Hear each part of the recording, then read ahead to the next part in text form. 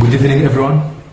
I'm so happy that we have this time to share the word of God. It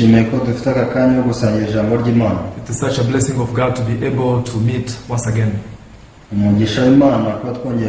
Let us pray as we begin. Father God, we thank you for this moment. Lord, once again you have given us a new day to our life. And Lord, the reason why you have given us another day is so that we can meet your heart through the word of God.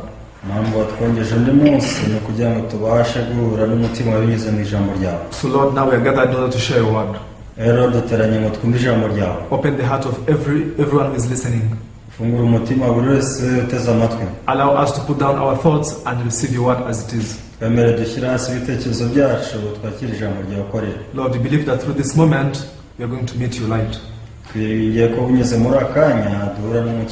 if your word works in our heart, Lord, it will bring forth a lot of fruits. We thank you, Lord. Guide us up to the end. We pray all these things in the name of Jesus.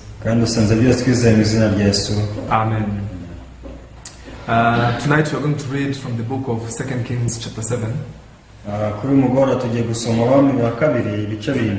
Starting from verse 1 up to verse 7.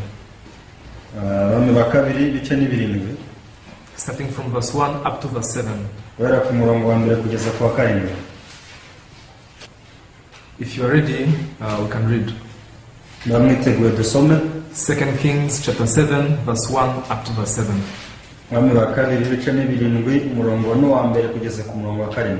Then Elisha said, "Hear the word of the Lord. Thus says the Lord, tomorrow about this time, a sea of fine flour shall be sold for a shekel, and 2 seahs of barley for a shekel at the gate of Samaria."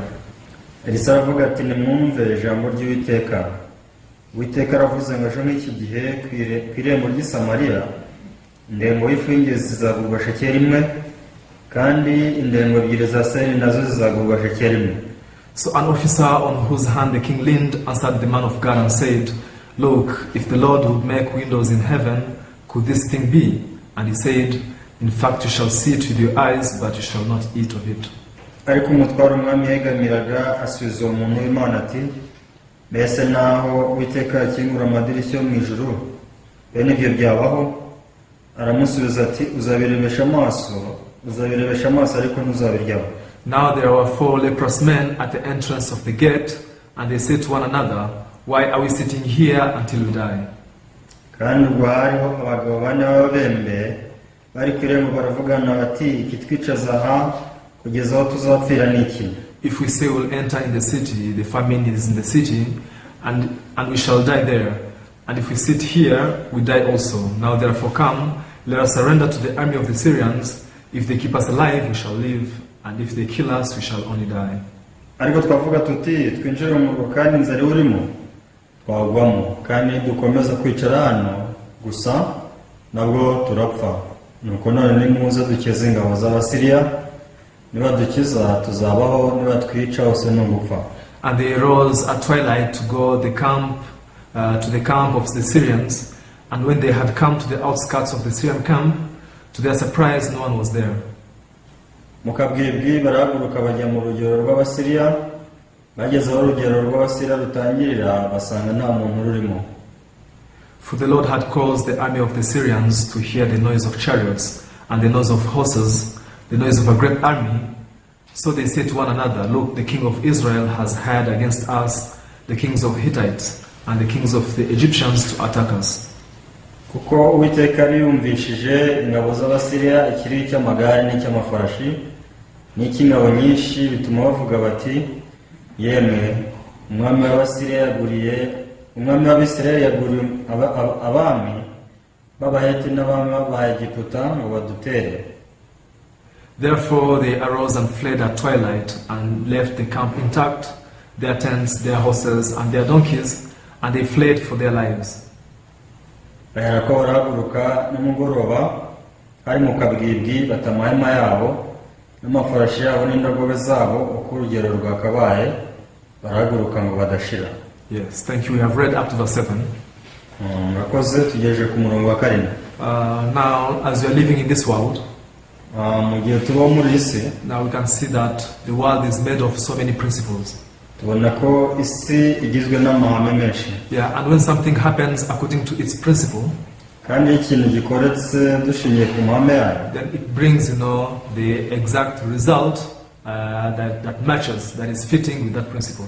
usanga igisubizo bitanga gihura neza n'iryo hame. Let me give you an example.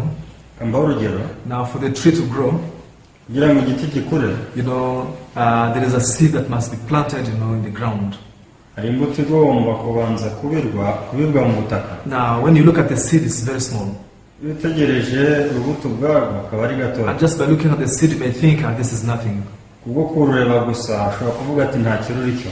However, when it's planted in the ground, ariko rubwe mu butaka, now there is the principle that makes this seed to sprout, to grow and become a very huge tree and finally bear fruits. hari amahame atera runo rubuto guturika rukamera, igiti kigakura kikaba inganzamarumbo nk'uko amahame y'isi ari. Now, also for the woman to bear a child, umugore nawe kugira ngo abyare umwana, now the woman has to receive the seed of man. burya umugore agomba kwakira imbuto y'umugabo. If the woman does not receive the seed of man, kubera ko umugore atakira imbuto y'umugabo, there is no possibility at all for her to become pregnant and to deliver the baby. ntabwo bishoboka ko yatwita ngo abyare umwana, Even if she may eat healthy, nubwo yari ibyo kurya by'intungamubiri, even if she may exercise very hard. nubwo yakora imyitozo myinshi. Now, the principle for the baby to be formed in the womb, the woman has to receive the seed from the man. ihame ryo kugira ngo umugore agire umwana mu nda ye ni uko yakira imbuto y'umugabo. Isn't all this amazing? ese ntibitangaje? So all the creations of God are amazing. iby'Imana byose yaremye biratangaje. Now, when you meet a grown-up person, iyo uhuye n'umuntu ukuze, you can't understand how they came from an invisible, sperm. ntabwo ushobora kumva uburyo ki bavuye mu mbuto y'umugabo itagaragara. When you see a very great and huge tree, iyo urebye igiti cy'inganzamarumbo, you cannot understand how, it came out of a very small and tiny seed. ntabwo ushobora kumva uburyo ki yaturutse muri ka kabuto gatoya kasuzugurwaga. However, this is the greatness of God. ariko uko niko guhambara kw'Imana. Now we can see that everything happens according to its principle. rero tubona ko ibintu byose bibaho bw'ihame runaka. Now the Bible says that the word of God also is an incorruptible seed. rero birivuga ko ijambo ry'Imana naryo ari imbuto itabora. If the word of God is a seed, rero niba ari imbuto itabora, then where should it be planted? ese igomba kubibwa he? Now this word of God has to be planted into our hearts, ijambo ry'Imana rigomba kubibwa mu mitima yacu, which means our heart stands for the ground, the field. bivuze ngo imitima yacu igereranywa n'ubutaka. Now when the word of God comes into our heart exactly, ijambo ry'Imana rije mu mitima yacu neza, now there is a principle that God made, hari ihame Imana yashyizeho, where this word of God is able to be born, and bring forth the result of the word of God. aho rya jambo ry'Imana rizakura rigatanga igisubizo cy'Imana ishaka. Now we call this the principle of faith or the principle of spiritual life. rero ibi nibyo byitwa amahame yo kwizera cyangwa se ubuzima bw'umwuka. For us to believe in God properly, kugira ngo twizere Imana neza, there has to be this seed of the word of God that enters in our heart. tugomba kwakira urubuto rw'ijambo ry'Imana rukinjira mu mitima yacu. If we have no seed of the word of God entering in our heart, then we can't have any relationship with God. nta mbuto y'ijambo ry'Imana ufite mu mutima wawe, nta busabane wagirana n'Imana. This is why as we are sharing the word of God, we cannot speak about any other story. niyo mpamvu dusangira ijambo ry'Imana, tuvuga izindi nkuru. Continuously we are talking about the stories of the Bible, the word of God from the Bible. dukomeza kuvuga inkuru za Bibiliya, ijambo ry'Imana muri Bibiliya. Then when you listen to this, how do you accept it? ako se byumvise ubyemera ute? To some people, they take this as a simple story. kuko abantu akenshi usanga babifata nk'inkuru zisanzwe, Others, they just take it, as a history. abandi bakabifata nk'amateka. Other people, they're just happy to hear like such a beautiful story. However, it has nothing to do with their heart. aho ugasanga abandi bafite amatsiko yo kumva inkuru nk'izo, ariko ntaho zihuriye n'imitima yabo. Now, right now, as you're listening to the word, aho mu gihe wumva ijambo ry'Imana, what is the posture of your heart? none se umutima wawe uhagaze ute? How are you receiving this word of God is very important. uko wakira ijambo ry'Imana nicyo cy'ingenzi. If you are able to receive it in your heart, ubasha kuryakira mu mutima wawe, then you don't need to try to make your spiritual life, better.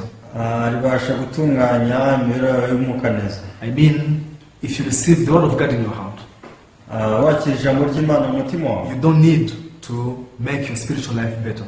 ntabwo ukeneye gutunganya ubuzima bwawe bw'umwuka. Once, the woman has received the seed from the man, umunsi umwe umugore yakira imbuto ku mugabo we. now the woman does not try to be pregnant. Icyo gihe rero umugore amaze kuyakira ntabwo yari yahatana ngo asame. It is done automatically according to the principles set by God. ahubwo ni ibintu bitabyikora nk'uko Imana yabigennye. When the ground received the seed, ubutaka bwakira imbuto, it does not try very hard not to produce the tree and fruits. ntabwo bugerageza ngo bwere bumeze ibiti bwera imbuto. As long as the seed has entered into the ground, ahubwo kubera ko imbuto yamaze kwinjira muri bwa butaka, now the seed has power to sprout, becoming a huge tree and bear much fruit. ya mbuto ifite ububasha bwo kumera igakura ikaba igiti cy'inganzamarumbo. Now you want to experience the works of God in your life. rero niba ushaka kubona imirimo y'Imana mu buzima bwawe, You want to be blessed by God in your life. ushaka guhabwa umugisha n'Imana, You want to have a good relationship with God.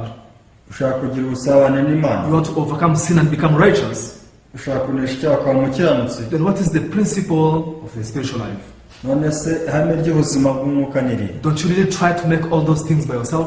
ese ntugerageza kubyikorera? However, if you know this secret, ariko uramutse uzi rino hame, you will receive the word of God in your heart. uzakira ijambo ry'Imana mu mutima And the wawe, word of God will work to solve all those problems. kandi ijambo ry'Imana rizakora rikemura ibyo bibazo byose. So today we read here the story of 2 Kings chapter 7. twasomye hano mu Mwami wa kabiri ibice 7. Now this story is very amazing. iyi ni inkuru itangaje. We can see how people of Samaria, they were confined in the city, being surrounded by the soldiers of Syrians. tubona uburyo ki abantu b'i Samariya bari bafungiranywe mu murwa bagoswe n'ingabo z'Abasiriya. Now we can see that there are two types of Syrian soldiers.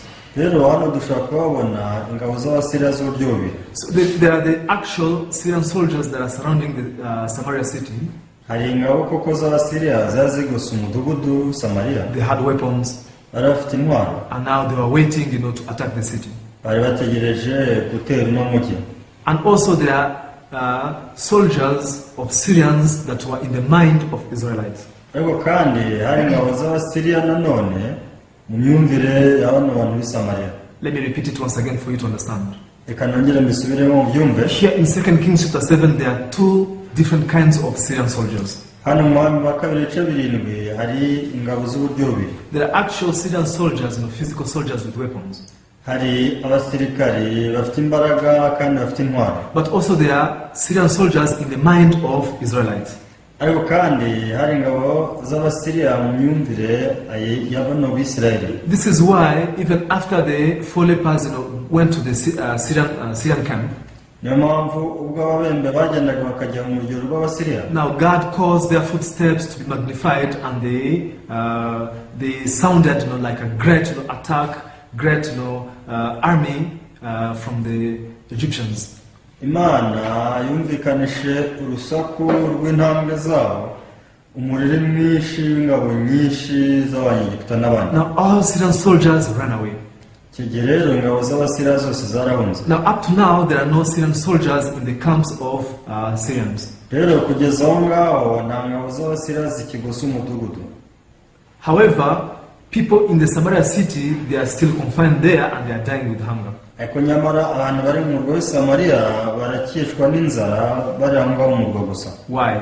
kubera iki? Even though all the Syrian soldiers ran away, nubwo ingabo z'Abasiriya zose zibutse, but still now the Samaritan people cannot go out in the field and get food. ako n'ahandi abantu b'i Samariya ntibafite kujya hanze ngo bashake ibyo kurya. Why? kubera iki? Because they are very afraid. kuko bafite ubwoba. They are afraid of what?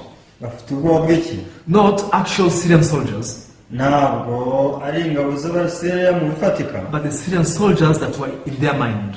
ahubwo ni ingabo z'Abasiriya zari zasigaye mu bitekerezo byabo. Because there is no single Syrian soldier surrounding the city up to this moment. kubera ko icyo gihe nta ngabo z'Abasiriya zari zikigose umudugudu w'i Samariya. However, there are some Syrian soldiers in their mind. ariko rero icyo bari bafite n'ingabo z'Abasiriya mu bitekerezo byabo. Now, when we talk about our faith life, iyo tuvuga ibijyanye no kwizera, it is also the same thing. nicyo kimwe. There are two different kinds of sins. hari ibyaha by'ibyo bibiri. Now, there is the actual sin that is in the hearts of people. hari icyaha nyamukuru kiri mu mitima y'abantu, But also there is the sin in their mind. ariko kandi nanone hakaba icyaha mu myumvire yabo, Or we can say the sin in their thoughts. cyangwa se icyaha mu bitekerezo byabo. Just like there are two different kinds of soldiers, Nk'uko navuze ko abasirikare b'uburyo bubiri, in the same way also there are two different kinds of sins. nk'uko nguko niko hari ibyaha by'uburyo bubiri. All people are born with sin in their hearts. Abantu bavukana icyaha mu mitima yabo, However, because God loved us, ariko kubera ko Imana idukunda, God does not want anyone to perish. Imana ishaka ko hari n'umurimbuka. Because of that, He sent His begotten Son. Niyo mpamvu yatwohereje umwana we w'ikinege. Jesus Christ came in this world more than 2,000 years ago.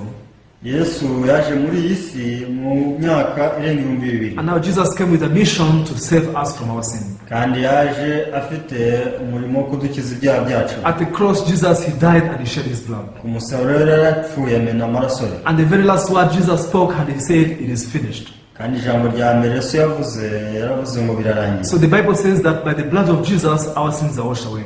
Rero birivuga ko dushingiye ku maraso ya Yesu Kristo ibyaha byacu byogejwe. By His crucifixion, we are made holy and righteous. Kubwo kubambwa kwe twahinduwe abera n'abakiranutsi. Now we can say that all sin were taken away by Jesus Christ. Bivuze ngo ibyaha byose byakuweho na Yesu. When you read the book of John chapter 1 verse 29, Iyo dusomye igitabo cya Yohana igice cya mbere umurongo wa 29, the Bible says, "Behold, the Lamb of God that takes away the sins of the world." aravuga ngo umwana w'intama w'Imana ukuraho ibyaha by'abari mu isi. If Jesus did not come in this world to act a movie, Yesu ntabwo yaje hano mu isi ngo akine filime. Jesus did not come here in this world just for leisure.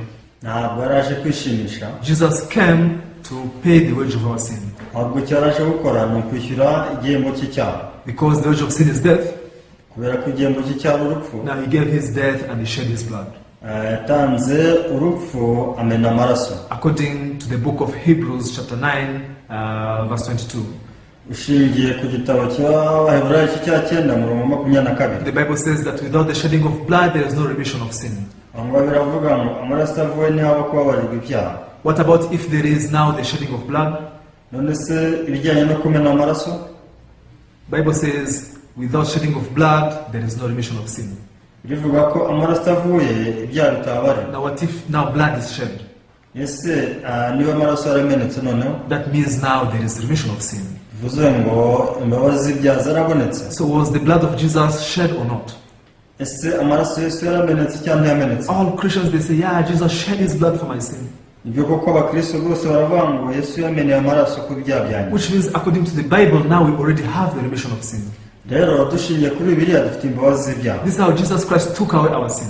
Yesu yakuye ibyaha byacu. However, I told you there are two different types of sins. Ariko rero nabwiye ko hari ibyaha by'uburyo bubiri. Although Jesus solved the actual sin, Nubwo Yesu yakemuye ikibazo cy'icyaha nyamukuru, but today there is a sin that makes people not going before God. akusanga abantu babona icyaha gituma badasabana n'Imana. Which one is it? Ikihe? Sin in their thought. Ni icyaha mu bitekerezo byabo. The sin in their imagination. Ni icyaha mu myumvire yabo. Because of this, so many people are going to hell. Kubera iyo mpamvu rero abantu benshi barajya mu rutazima. Now, because God knows this, Kubera ko Imana ibizi, God wants to solve both sins. Imana irashaka gukemura ibyo bibazo byombi. Now, think about this. Here in 2 Kings chapter 7, Rero hano mu mwami wa 2:7, Syrian soldiers are surrounding the city. ingabo z'Abasiriya zaragose umurwa. But by the footsteps of the four lepers, all of them ran away. Ariko bitewe n'intambwe z'ababembe bane bose barirutse. Which means there is no reason why people should keep dying with hunger. Bivuze ngo nta mpamvu yo kugira ngo abantu bakomeze bicishwe n'inzara. However, they are still afraid. Ahubwo bari bafite ubwoba. No one can dare to get out of the city. Nta muntu ushobora kujya hanze y'umurwa. Now they still die with hunger. Bakomeje gupfa n'inzara. Not because Syrian soldiers are still surrounding them.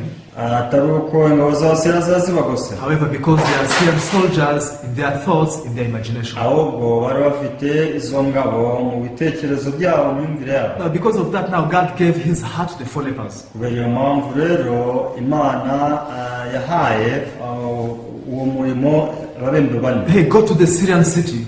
Mujye- Sorry, go to the Samaritan city. Mugende mujye mu murwa w'i Samariya, And you proclaim the good news to all people. hanyuma mubwire abantu inkuru nziza. You tell them there is no Syrian soldier here. Mubabwire ati nta ngabo z'Abasiriya tubonye hano. Because they are still bound by Syrian soldiers in their thoughts. bakaba bakomeje kubaho n'ingabo z'abasiriya mu bitekerezo byabo. Unless Syrian soldiers in their thoughts also run away, rero usibye igihe ingabo z'abasiriya mu bitekerezo byabo nazo zagiye, they are going to die of hunger up to the last person. bazakomeza bicwe n'inzara kugeza ku muntu wa nyuma. Now God gave this heart to 4 lepers. rero imana yahaye umutima ababembe bane, They stood up and they went to proclaim the good news to the city. baragenda batangariza umurwayi inkuru nziza. And this is how all people in the city also got rid of the Syrian soldiers in their thoughts. uko nguko niko abantu babashije kubohoka ingabo z'abasiriya zari mu bitekerezo byabo. Even though Jesus died for us and washed away our sin, nubwo yesu yadupfira akoze ibyaha byacu byose, but still so many people are going to hell. ariko urabona ko abantu benshi bakijya kurimbuka. Why? kubera iki? Not because Jesus failed to wash away their sin. si uko yesu yananiwe koza ibyaha byacu, Not because Jesus left even a single sin in their heart. si uko yesu yasize icyaha icyo ari cyo cyose mu mitima yacu, However, it's because they are bound with the sin in their thoughts. ahubwo baba babaswe n'icyaha mu bitekerezo byabo. Now that's why after Jesus died on the cross, niyo mpamvu yesu amaze gupfa ku musaraba, Jesus now he spoke to his disciples. yesu yabwiye intumwa ze ati, Just like God gave the heart to the 4 lepers. nk'uko imana yahaye wa murimo w'abembe bane. We can read in the book of Mark chapter 16 verse 15. twasoma igitabo cya mariko igice 16 umurongo wa 15. Let's read quickly. katubasome twihuse. Mark chapter 16 and verse 15. mariko igice ni 16 umurongo wa 15. How does it say? birivuga ngo iki? And he said to them, go into all the world and preach the gospel to every creature. arababwira ati mujye mu bihugu byose mwigisha abaremwe bose ubutumwa bwiza. He who believes and is baptized will be saved, but he who does not believe will be condemned. uwizera akabatizwa azakizwa, ariko utizera azacirwaho iteka. Now, after Jesus died on the cross, yesu amaze gupfa ku musaraba, yes, Jesus knew that now he solved the sin of humanity. yaraziwe ko akemuye ikibazo cy'inyokomuntu. However, if this good news is not known in the hearts of people, ariko niba inkuru itamenywe n'abantu mu mitima yabo, people will be kept bound by the sin in their thoughts. abantu bazakomeza batwe n'ibicyaha mu bitekerezo byabo. That's why Jesus wants also sin in their thoughts to be solved. niyo mpamvu yesu ashaka ko n'icyo cyaha kiri mu bitekerezo byabo nacyo kivaho. And now Jesus gave his mission to his disciples. niyo mpamvu yesu yahaye uyu murimo intumwa ze, Go into all the world mugende mu isi yose, and preach the gospel to every creature. mugende mu isi yose mubwiriza abaremwe ubutumwa bwiza. He who believes and is baptized will be saved. abizera bazakizwa, He who does not believe will be condemned. abatizera bazacirwaho iteka. Everyone, do you know what this word means? ese uzi iri jambo icyo rivuze? Even though Jesus died at the cross, nubwo yesu yapfiriye ku musaraba, but if you don't believe in what he did, ako nutizera ibyo yakoze, it means you'll keep being bound by sin. uzakomeza ubatwe n'icyaha, You'll be keep bound, by condemnation, uzakomeza ubatwe no kwiciraho iteka, and finally you'll be destroyed. rero amaherezo uzarimbuka. That's why for this good news to be preached is something very important. rero kugira ngo inkuru nziza ibwirizwe ni ikintu cy'ingenzi cyane. This gospel to be proclaimed all over the world is something very precious in the eyes of God. gutangariza ubutumwa bwiza isi yose ni ikintu cyiza mu maso y'Imana. And now this is the work that we are doing. rero niwo murimo turi gukora. Everyone, if you want to be blessed by God, niba ushaka guhabwa umugisha n'Imana, please partake in this work. bose ifatanye n'uyu murimo, Also, you partake in the work of preaching the gospel. kandi ifatanye n'umurimo w'ivugabutumwa. If you just introduce your friends, this sermon, nugeza iki cyigisho ku nshuti zawe, if you share it, with all your friends, nugisangira n'inshuti zawe, this will be the work of preaching the gospel. ibyo bizaba uburyo bwo kubwiriza ubutumwa bwiza. Why are people going to hell? igihe abantu bari kujya mu muriro, Why is it that people are going to hell? impamvu abantu bajya mu muriro Not because Jesus did not wash away their sin. ni uko si uko yesu atogeje ibyaha byabo, Not because Jesus didn't pay for the wage of their sin. si uko yesu atishyuye igihano cy'ibyaha byabo, However, it's because this good news never entered into their hearts. ahubwo ni uko inkuru nziza itinjira mu mitima yabo. Which means they don't know the truth. bivuze ngo ntabwo bamenye ukuri. Now all Syrian soldiers had run away. ingabo z'abasiriya zose zari zirukanse, That is the truth. uko ari ukuri. But what about in the hearts of these people in Samaria? ako se bitewe mu mitima abantu bari i They Samariya, don't know the truth. ntabwo bari bazi ukuri. They think we are still bound by Syrian soldiers. batekereje ko bakiri mu maboko y'abasiriya. And if they're not told the good news, Iyo batabwiwe inkuru nziza, if they're not told the truth, batabwiwe ukuri, every single one of them, up to the last person, will die of hunger. guhera kuwa mbere kugeza kuheruka bose bazicwa n'inzara. We can read the book of John chapter 8. Reka dusome igitabo cya Yohana cya 8. John chapter 8 verse 32. Yohana cya 8 umurongo wa 32. Now this is the word spoken by Jesus. N'amagambo avuzwe na Yesu. Gospel according to John chapter 8 verse 32. Yohana cya 8 umurongo wa 32. And you shall know the truth, and the truth shall make you free. Ati namwe muzamenya ukuri kandi ukuri niko kuzabatura. Now Jesus said, if you know the truth, Yesu aravuga ngo nimumenye ukuri, the truth will make you free. ukuri kuzabatura. What should save the inhabitants of Samaria Ese niki cyagombaga gukiza mu rwa Samariya when the truth comes to them? mu gihe ukuri kwageze kuri bo? Now the Philippines went and shouted the city. Rero ababembe baragiye basakuriza umurwa. Hey, everyone come out of the city. Ngo mwese nimuve mu murwa. There are no more Syrian soldiers. Nta ngabo z'Abasiriya zigihari. Now we are safe. Ubu ngubu turatekanye. There are plenty of food in their tents. Rwose mu mahema yabo harimo ibyo kurya byinshi. Everyone come out of the city and you eat. Musohoke mu murwa buri wese arye. That was the truth. Kwari ukuri. Now when the truth came to the inhabitants of Samaria, Ariko ukuri kwageraga mu matwi y'Abanyasamariya, now they could be free and they could come out of the city. bagombaga kunezerwa bagasohoka hanze. And in that way they could overcome death. Ni muri ubwo buryo rero bashoboraga kunesha urupfu. Now God wants the truth to enter in the hearts of all people. Kandi Imana yashatse ko ukuri kwinjira mu mitima ya bose. Therefore Jesus said, you shall know the truth, and the truth shall make you free. Niyo mpamvu rivuga ngo muzamenye ukuri kandi ukuri kuzabatura. A few days ago we celebrated our independence. Mu minsi ishize twizihije ubwigenge bwacu. For many years we were being colonized by Europeans. Rero mu myaka myinshi yashize twakoronizwaga n'Abanyaburayi. Although we were living on our own land, ngo twaturi kubaho ku butaka bwacu, however we had no rights. nta burenganzira twadufite. Sometimes I listen the history. Rimwe na rimwe njya numva amateka y'ibyabaye. Because back then there were no civilization. Kubera ko icyo gihe nta mpinduramatwara yakabayeho. Now many local people used to carry the white people on their shoulders. Abantu b'abirabura bamwe bajyaga batwara abazungu ku bitugu byabo. When it has rained, yaba yaguye imvura, the white people could not step in the mud. Abazungu ntibakunde gukandagira mu byondo. Now they had to carry them on their shoulders. Rero icyo gihe abirabura bagomba kubaheka ku bitugu byabo. However, in 1962, rero muri 1932, July 1st, ya mbere kwa karindwi, now we got independence. twabonye ubwigenge. Now we became free from the colonial regime. Twabonye ubwigenge, ntitwaba tugikolonizwa n'Abanyaburayi. Now that time it was announced in the city. Icyo gihe rero byatangajwe mu mujyi. Hey, now we are independent. Ubu twabonye ubwigenge. Now we can set our own government.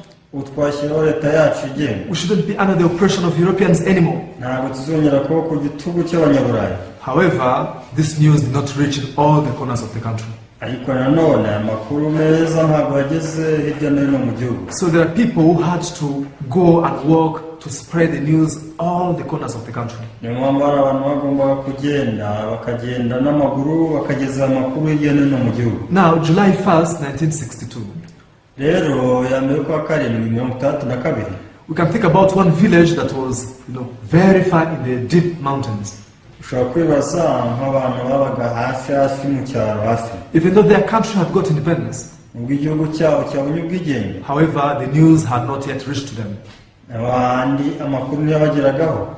July 2nd, ku itariki 2, July 3rd, ku itariki 3, July 5th, ku itariki 5, up to July 15th. Now the good news had not yet reached to them. iminsi 15 inkuru nziza ikaba itarabageraho. Now, do you know how they used to live? bari kubaho. Still continuously they used to carry the white people. Bagomba gukomeza bakikorera abazungu. Continuously they were living under the oppression of Europeans. Bagakomeza bakabaho ku gitugu cy'Abanyaburayi. Even though they have got liberty, nubwo babonye ubwigenge, although they have been independent, nubwo bigenze, however, before this news reached to them, mbere yuko amakuru abageraho, still they were living under the oppression of their colonials. Abandi bagomeza gukomeza kubaho ku gitugu cy'abakolonije. However, one day someone came and proclaimed now the news of the independence. umunsi umwe rero umuntu umwe yaraje atangaza amakuru y'ubwigenge On July 16th, kwa karindwi ku itariki 15. now the man who was carrying a white man on his shoulder, umuntu yari yikoreye umuzungu ku bitugu bye, now he was very tired, yarananiwe, and now he was, very weary. yari afite ubwoba. By hearing this good news, umaze kumva ayo makuru, now our country has become independent, igihugu cyacu kigenze, immediately could throw away that white man. yahise ajugunya hasi wa muzungu, And now he could be free and being released, from that burden. hanyuma abasha kuboka umutima we, aboka ya mitwaro yose. So, dear followers, Abakurikiye, the same thing also happens to our heart. ibintu nk'ibi bijya bibaho mu mitima yacu. Our hearts are heavy laden. imitima yacu ibiremerewe cyane. Our hearts, are oppressed by sin for many years. imitima yacu yakandamijwe n'icyaha mu myaka myinshi. Why? kubera iki? Because Jesus did not die for us? kubera ko Yesu atadupfiriye? Because Jesus did not pay the wage of our sin? kubera ko atishyuye igihano cy'icyaha? No way. oya. However, because this truth was not believed in your heart. ahubwo impamvu ni uko ukuri kwawe kutarizeye mu mitima yacu. However, today when you listen to the good news, rero uyu munsi wumvise inkuru nziza, when you receive this gospel, wakiriye ubutumwa bwiza, Jesus said the truth shall make you free. Yesu umunyakuri agomba kubohora. Now from then on you'll start to speak a new language. uzatangira kuvuga ururimi rushya. I used to think that I'm a sinner. nayo ni umunyabyaha. However, Jesus died for me. akubwo Yesu yarampfiriye. He shed his blood for my sin. yamennye amaraso ye kubw'ibyaha. Jesus washed me and he perfected me. yarantunganyije, aranyoza. And now I'm righteous. niyo mpamvu ndi umukiranutsi. I am holy before God. rero imbere y'Imana I have no sin in my heart. aracyamfite mu mutima wanjye. Now I have been redeemed by the works of Jesus. bose nacunguwe n'imirimo ya Yesu. All the people who hear the good news in their hearts, abantu bose bumvise inkuru nziza mu matwi yabo, those who receive the truth in their hearts, abantu bakiri ukuri mu mitima yabo, they are able to become free from their sin. babasha kubohoka ibyaha byabo. Everyone, Jesus died for everyone. rero buri Yesu yapfiriye buri wese. Your sin, my sin, and the sin of all the people in the world. ibyaha byawe, byanjye ndetse n'iby'abandi bantu bose mu isi. That's why we are shouting this gospel. niyo mpamvu turi gutangaza n'ubu butumwa bwiza. After you realize this gospel, mbere yo kumenya ubutumwa bwiza, please also spread it to all the people that you know. niringiye ko wabusangiza n'abandi bantu bose uzi. Why are they still living, heavily? ese mu by'ukuri ko kiba kibaho baremerewe? Why are they still, in the burdens? ese ko kiba kibana n'imitwaro mu mitima yabo? Not because of the actual sin, so kubera icyaha nyamukuru, because the actual sin was solved by the blood of Jesus at the cross. ku icyaha nyamukuru cyabonewe umwanzuro na Yesu ku musaraba. However, there is a sin in their thought. ariko haracyasigaye icyaha mu myumvire yacu. Now, by listening to the good news, amaze kumva inkuru nziza, they'll be free from that, uzabasha kuboka, and they will proclaim the righteousness of God. uzabasha guhamya gukiranuka kw'Imana. So I'm so thankful for this amazing gift from God. ndashimira Imana kubw'Imana y'igiciro iva ku Mana. What if we didn't realize this? ese iyo utarayimenye, Even today, we could be rotting in sin and condemnation. uyu munsi wakagombye kuwugomeza, kuborera mu cyaha. That's why we say that this gospel is precious more than any other thing in this world. niyo mpamvu tuvuga ko ubutumwa bwiza ari ubw'igiciro kurusha ikindi kintu icyo ari cyo cyose mu isi. I really hope that we all believe in this gospel and we preach this gospel together. iringiye ko mwakwizera ubutumwa bwiza tugafatanya kubwiriza. Thank you very much. murakoze cyane. Today we will share up to here. umunsi reka dusoreze hano. Let me pray and we finish. dusenga nyuma dusoze. Dear our Heavenly Father, we thank you once again. data wo mu ijuru twongeye gushima. We thank you that you revealed the precious gospel unto us. tugushimiye ko watugaragarije ubutumwa bwiza. Lord, we don't live in sin because Jesus didn't solve our sin problem. mwami ntabwo tukibaho mu cyaha kubera ko Yesu yaduhindukiye igisubizo cy'icyaha. However, there is another sin in our thought that is bounding our heart. ariko hari ikindi cyaha mu bitekerezo byacu kigomeza kutubaho. Many people are still affected with this. abantu benshi kiracyabafiteho urutabi. Jesus, that's why you say that you go into all the world and you preach the gospel. ni mpamvu Yesu yavuze ngo mukwire isi yose mubwirize ubutumwa bwiza. He who believes and baptizes will be saved. ababwizera bakabatizwa bazakizwa. But he who does not believe will be condemned. ariko utizera azacirwaho iteka. Now we can see how believing in the truth, in the good news, is something very important. rero tubasha kubona uburyo ki kwizera ukuri, kwizera ijambo ry'Imana bikigoye. Father, allow this gospel to reach in all the corners of the world. wemerere ubutumwa bwiza bugere mu mfuruka zose z'isi. We believe that you will bless us as we are believing in the blood of Jesus and become righteous in your eyes. iriye kuzaduha umugisha mu gihe twizera amaraso ya Yesu Kristo tugahinduka abakiranutsi mu maso yawe. We thank you. turagushimiye We pray all these things in the name of Jesus. kandi dusenze byose twizeye mu izina rya Yesu Amen. amen. Yeah, thank you very much. See you until next time. Murakoze nawe utaha.